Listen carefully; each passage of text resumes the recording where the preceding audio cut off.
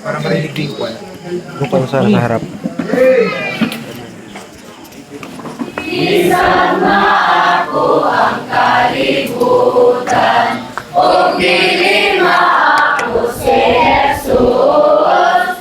Marikapyagan ko ang kalipay, sa kaptangan na lumalabay. Bisan ang tanan ang ako, o wala ako'y manluluwas. Ang kasadyang nakalibutan nun, di makatumbas kang Jesus. Kung ako ang labing adunahan, o labing bantugan sa tanan, awan ko nakuha ay paglaong, haring may maayon ng tanan. Bisan ang tanan akong maangkon, o wala Jesus nga nagtubos. Kinsa man ang akong akalampan, sa kalangkungan na bukatan. Pagalay kung may manluluwas, sa mga sala maglunang ko. O mangit-ngit ang akong kadulngan, kung si Jesus akong talikdan. Unsay kapusdanan kung wala siya, may paglaong baon niya ako. Mariaguman kung pagkalaglag, kay wala maako si Jesus. O pagkadako na kong bulahan, nanaangkon ako si Jesus.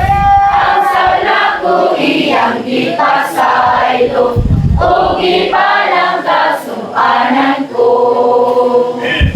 Kung si Jesus ang akong maangkon, wala'y kinahanglan ang uban.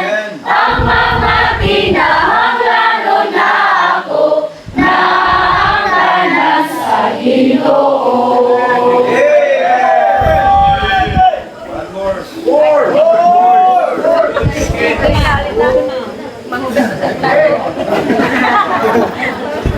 Salamat po!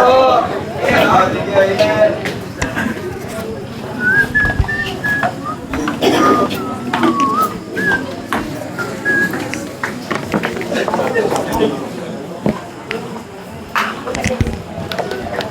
Okay, karong gabi we have 4 speakers, 30 minutes per speaker. Para wala magdamdam ng mga pastor. Punta dito. Ang unang preacher natin, galing siya sa Sorsogon. He is a public preacher, a man of God. Pastor Amil? Barunda? Wala pa.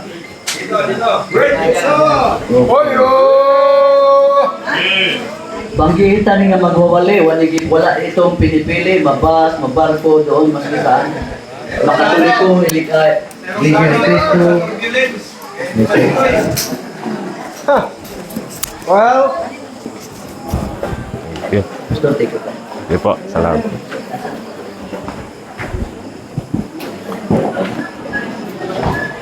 Hello, hello. Ito po ba yan, Pastor? Ito na. But, sa record na ba kaya?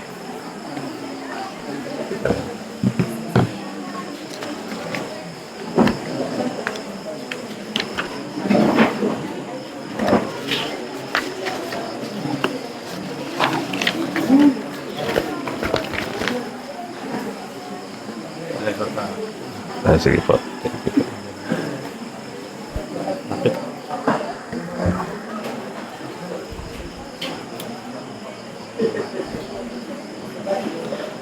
Hello, hello. Ay. Gandang gabi po sa lahat at salamat po sa Panginoon sa privilege po na maging instrumento po ng ating Panginoon para ibahagi po ang salita ng Diyos. Okay, so tayo po ay tumayo at magbasa po tayo ng banal na kasulatan sa Romans chapter 1. Salamat sa mga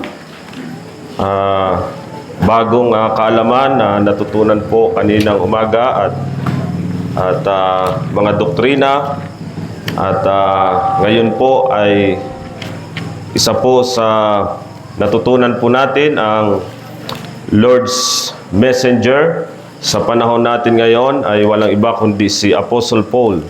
Basahin po natin ang isang talata lamang po at sana hindi po ako lumagpas, 7:47. Okay, so matatapos ako ng 8:15. Okay, sige po.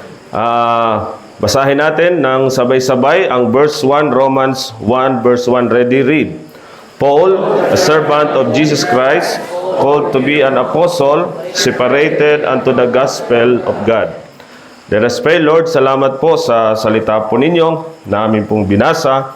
At salamat po sa mga natutunan po namin, sa mga ginamit niyo pong mensahero kanina about sa mga katotohanan, paano namin ito maunawaan ang inyong salita, how to study your word, at paano kami magkaroon ng tamang relasyon sa inyo, at sa pamamagitan ng inyong Panginoong Jesucristo, ang iyong bugtong na anak na namatay para sa aming kasalanan, inilibing at muling nabuhay, at doon kami nagkaroon ng tunay na kaligtasan, ang genuine salvation, na ito po ang aming tunay na kayamanan na amin pong natanggap na hindi kami karapat-dapat, Panginoon, at maraming tao ang hindi nakakaunawa.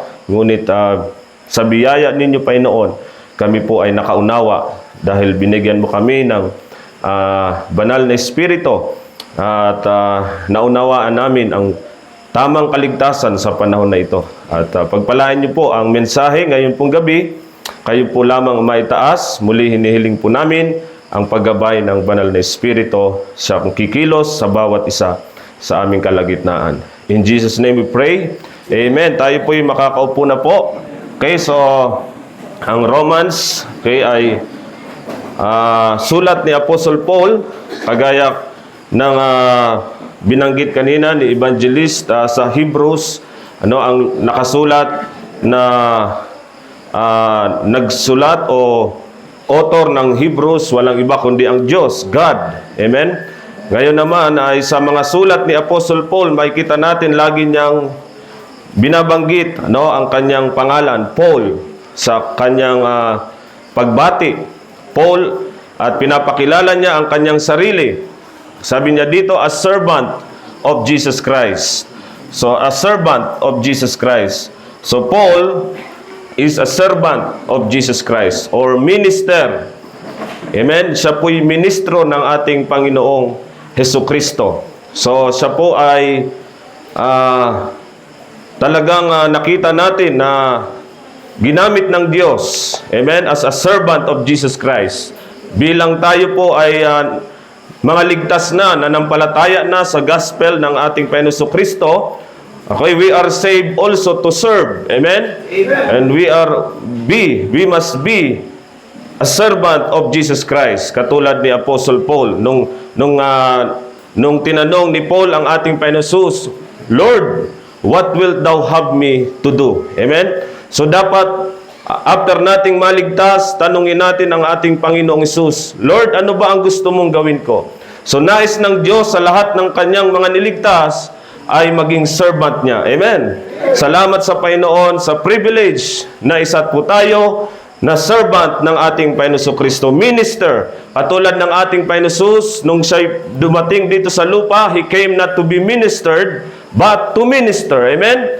So tayo po ay nandito not to be ministered, but to minister. Amen? Salamat na we serve one another at naunawaan natin ang servant attitude o servant mentality mula sa ating Panginoon Jesucristo. Let this mind be in you, which was also in Christ Jesus. Amen?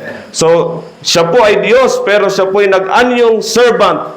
At siya po ang atin pong susundan. Amen? Ang ating Panginoon Jesus at si Apostle Paul, a servant of Jesus Christ or minister. And then Paul, sabi niya dito, called to be an apostle. Apostle. So, wala na pong ibang apostle na binigay ang Diyos sa atin bilang mga hintil, kundi si Apostle Paul. Amen? The apostle to the Gentiles. At tinawag natin siyang ating God's messenger. Amen? So, si Apostle Paul, not only a God's minister, but also he is our God's messenger. Amen? Apostle, sa sent one. Siya po yung pinadala ng Diyos sa atin upang atin pong sundin ang kanyang mensahe na nireveal ng Diyos sa kanya. Amen? At hindi po si Moises, hindi po si Peter, hindi yung 12 disciples. Meron pong specific na mensahe na binigay ang Diyos para sa atin sa panahon natin ngayon. At ang binigyan noon ay walang iba kundi si Apostle Paul. Separated unto the gospel of God. So, Paul is our God's minister. Paul is our God's messenger. And then nais ko rin pong tingnan po natin dito sa kanyang sulat sa Rome, kay sa mga believers sa Rome, na nagpakita siya dito ng good model para sa atin. Amen. Paul, our God's model na atin pong susundan o pattern. What every Christian should be. Ano ba dapat ang isang Kristiyano? Amen. So, si Apostle Paul, hindi lamang siya God's minister, God's messenger, but siya po ay nagpakita sa atin ng tamang modelo. Amen. Ng pamumuhay. Hindi lamang sa faith, pati ho sa ating practice. Amen. Sa ating mga pamumuhay sa araw-araw. Makita po natin dito sa verse, basahin ko po sa inyo sa verse 8. Kaya sabi dito, first, I thank my God through Jesus Christ for you all, that your faith is spoken of throughout the whole world. So makita natin, Paul ay nagpapasalamat sa ating Diyos, okay? Sa mga believers, specific dito sa Rome, na sabi niya that your faith is spoken. Ang inyong pananampalataya, ito ay hayag, ito ay hindi na itago throughout the whole world. Imagine niyo po ang mga believers dito sa Rome, no, mayroon tayong matutunan na bilang mga Kristiyano, katulad ng believers sa Rome, magkaroon tayo ng ganitong pananampalataya. Amen? O testimony na hindi po sila na natatakot sa kanilang pananampalataya. Ito'y hinahayag nila throughout the whole world. Amen? Kahit sa time nila ay maraming persecution, pero sila po ay merong solid faith and testimony. Pero makita natin dito, Paul, our model, he is thankful. Every Christian should be also thankful. Amen. Nagpapasalamat si Apostle Paul sa ating Panginoon. Okay, bakit? Itong mga believers dito, sila po ay nagpapagamit sa Panginoon. Ibig sabihin si Paul, instead na siya po ay maging jealous sa mga believers dito na ginagamit ang mga believers dito sa Rome, hindi siya po naging envious o naging jealous, kundi siya po ay naging thankful pa, sapagkat si Apostle Paul, ganyan po ang kanyang spirit. Every time na meron siyang nakikitang Kristiyano na ginagamit ng Panginoon, siya'y nagpapasalamat sa Diyos. Amen? Ganon din po dapat tayo. Every Christian should be thankful. Kapag meron tayong isang Kristiyano na ginagamit ng Panginoon mightily, huwag nating kainggitan, huwag nating maging jealous, kundi magpasalamat tayo sa Kanya, sa Diyos, dahil sa Kanya. Amen? Amen. Ministry is not competition. Hindi tayo nagpapagalingan. Dapat tayo ay nagpapasalamat sa Diyos sa bawat isa na tayo ay ginagamit ng Panginoon. At yung ating pananampalataya ay na-spoken of throughout the whole world. So we should be thankful like Apostle Paul. Have a thankful spirit. Amen. How to have a thankful spirit? Lagi nating tandaan na sa lahat ng bagay magpasalamat tayo. In everything give thanks. Sabi ng Bible, for this is the will of God. Amen? In Christ Jesus concerning you. So we must always be thankful. Kahit sabihin natin wala tayong mga material na pagpapala, we should be satisfied kung ano yung binigay ng Panginoon. We should be thankful sa binigay ng Panginoon. Amen? At wala nang ibang mas tataas pa sa binigay ng Diyos sa atin na mga pagpapala espiritual. Amen?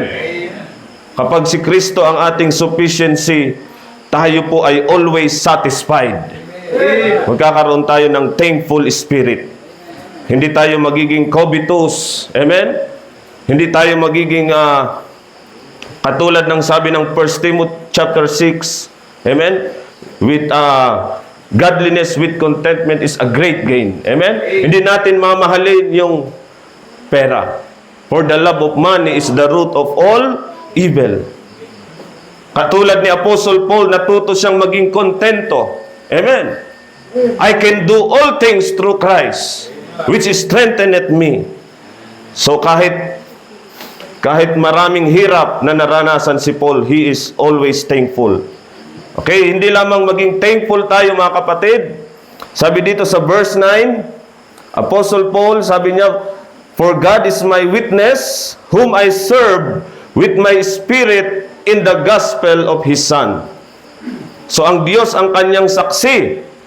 Sabi ni Paul, na pinaglingkuran ko siya, okay, sa aking espiritu, sa ebanghelyo ng kanyang anak. So committed. Every Christian should be committed to serve God. Amen. Paul was a living witness of a total surrender. He served the Lord. Kaya sabi niya sa Romans 12 chapter 1 verse 1 hanggang verse 2, di ba? I beseech you therefore, brethren, by the mercies of God, that ye present your bodies as a living sacrifice, holy, acceptable unto God, which is your reasonable service. He is committed to serve. Sabi diyan. And then, sabi niya dito sa verse 9, that without ceasing, I make mention of you always in my prayers. So makita niyo po, hindi lang ang ministry ni Paul ay mag-serve in the gospel, mag-preach ng gospel. Yun ang kanyang primary ministry. Amen? To preach the gospel. But also, meron pa siyang another ministry na binanggit dito. Yun po yung ministry of prayer. Amen? We should be prayerful. Every Christian should be prayerful. Our Apostle Paul is God's model for us to be prayerful. Sabi niya dito, that without ceasing, walang patid na panalangin, minemention niya palagi ang mga believers dito sa Rome sa kanyang mga panalangin. Amen? Kaya tayo po na mga preacher, hindi lang dapat tayo maraming oras sa preaching, dapat mas marami din tayong oras sa prayer. Amen? Our Apostle Paul is our God's model. Prayerful. Makita niyo po yung mga prayer ni Paul sa Ephesians, sa Colossians, sa Philippians. Ang kanyang mga prayer doon, hindi selfish. Lagi niyang pinagpipray ang mga believers. Amen? Na lumago ang mga believers. Sila po ay magkaroon ng spiritual understanding.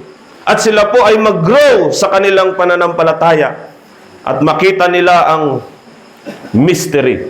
Amen? Maunawaan nila ang binigay ng Diyos sa Kanya. So, yan na dapat ang ating prayer. Sa mga tinuturuan natin sa church natin, sana po, sa local church natin, ang mga members ay pinagpipray natin na sila po'y lumago sa pananampalataya. Hindi man tayo lumago sa numbers, amen, pero si Paul, ang kanyang prayer, ay lumago ang mga mananampalataya sa spiritual understanding. And then, we should be surrendered. Sabi dito sa verse 10, making request, if by any means now at length I might have a prosperous journey by the will of God to come unto you. Surrendered po si Apostle Paul sa will of God. Sabi niya dito, I might have a prosperous journey by the will of God to come unto you. Ang request ni Paul ay makapunta po doon sa mga believers sa Rome. Sa pamamagitan ng kalooban ng Diyos. Hindi sa pamamagitan ng kanyang kalooban. Amen? Kaya po tayo nandito dahil ito'y kalooban ng Diyos. Amen? Nakarating po tayo sa lugar na ito. It is not our will. It is God's will. Amen? At salamat ang kalooban ng Diyos sa lahat ng tao ay maligtas at makakilala sa kaalaman ng katotohanan. Amen? 1 Timothy chapter 2 verse 5. At kaya, salamat sa Panginoon na si Apostle Paul is surrendered sa kalooban ng Diyos. We should be surrendered to God's will. And then number 5, dito sa verse 11, for I long to see you, that I may impart unto you some spiritual gift, to the end ye may be established. Alam niyo po kung bakit nais ni Paul na makapunta doon sa mga believers? Makita niya ang mga believers doon upang makapag-impart siya ng spiritual gift. So, makita natin si Paul, siya po ay usable. Usable. Gusto niyang magamit sa gawain ng Panginoon ang kanyang spiritual gift na binigay ng Diyos sa kanya. Ito'y ma-impart niya sa mga believers. Amen. Salamat may mga ginamit ang Panginoon na mayroong mga spiritual gift na tayo po ay dati po hindi natin alam ang mga doktrina pero tayo po ay na-establish sa tamang doktrina. Amen? Amen? Salamat sa kanilang pagpapagamit sa Panginoon ng kanilang spiritual gift. Katulad ni Apostle Paul. Meron kang spiritual gift na pwede mong ipagamit sa Panginoon.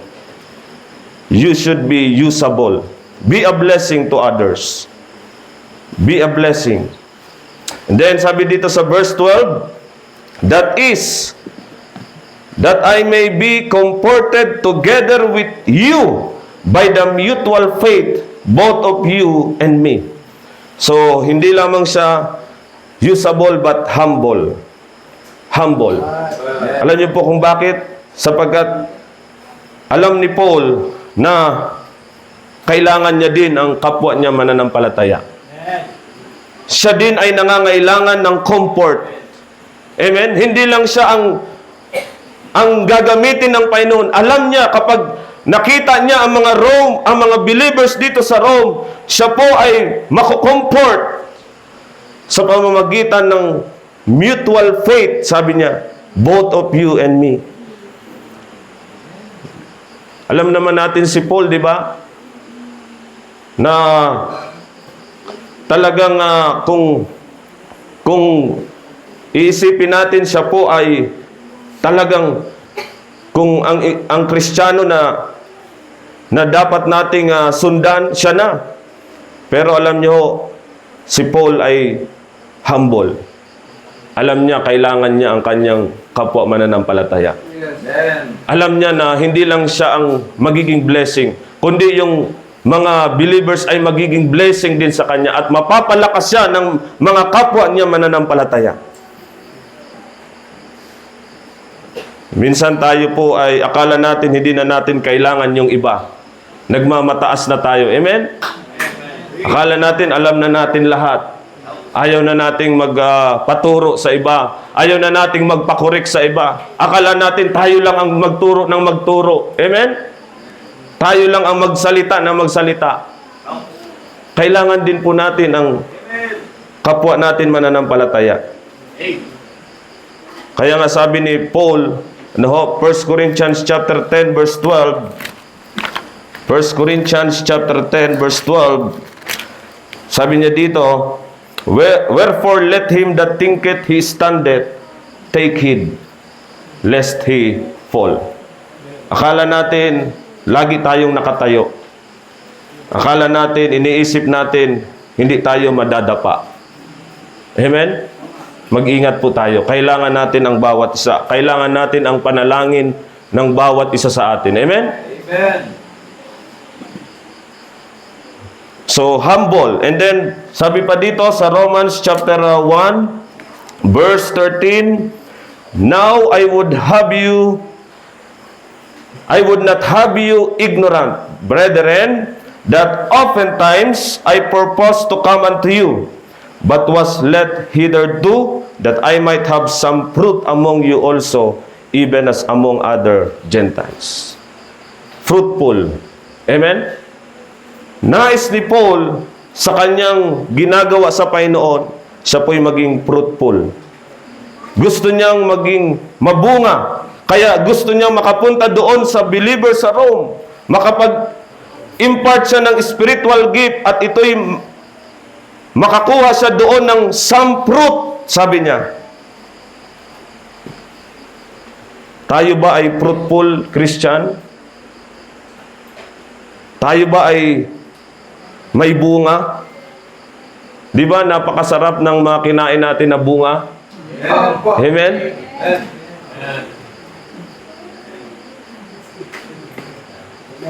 Salamat na may puno nandiyan at mabunga. Pero yung puno na walang bunga ay hindi maganda. Ang Kristiyano na hindi fruitful ay hindi rin maganda. We should desire to be fruitful.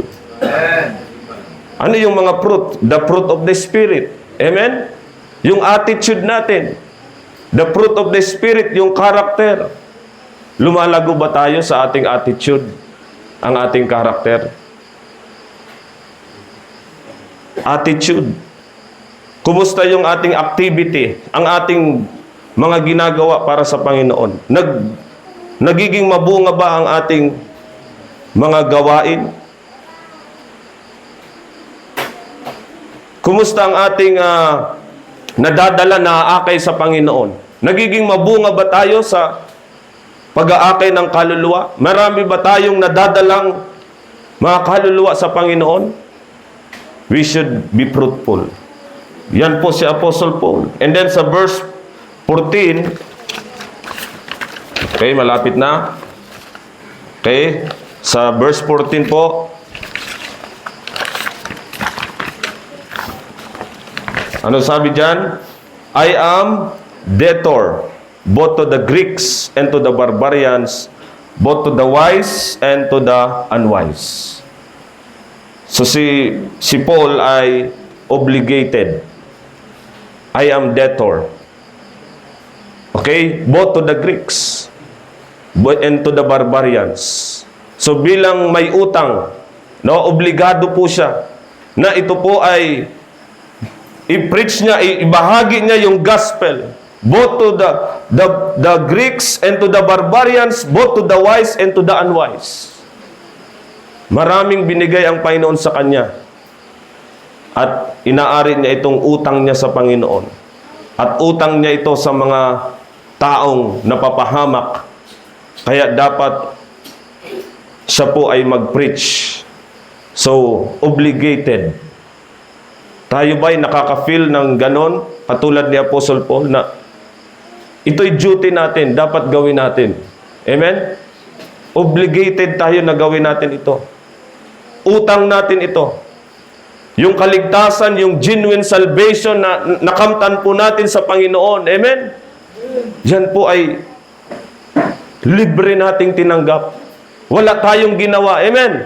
Nanampalataya lang tayo sa tapos na ginawa ni Kristo. Nagkaroon na tayo ng kaligtasan. We are debtor sa mga taong napapahamak. Pag nakikita ba natin yung mga taong napapahamak, napipil ba natin yun na dapat gawin ko to, duty ko to, obligation ko to? Amen? Pag hindi ko ito ginawa, hindi ako masunurin, hindi ako nagbabayad sa Panginoon. Hindi ako responsible. We must be obligated Christian. And then dito sa verse 15, kay last verse na po ito, last verse sa verse 15, so as much as in me is, I am ready to preach the gospel to you that are at Rome also. So dahil siya'y debtor, siya din po ay ready. We should be ready to preach the gospel. So kahit saan, dapat nakahanda po tayong mag-preach. Sabi ni Pablo, I am ready to preach the gospel to you that are at Rome also. Salamat sa Panginoon. Kanina, maraming beses binanggit ang gospel. Amen? May mga ready preachers tayo na ready nilang i-preach ang gospel ng Panginoong Jesucristo na yun ay sapat na para sa kaligtasan ng ating kaluluwa. Amen?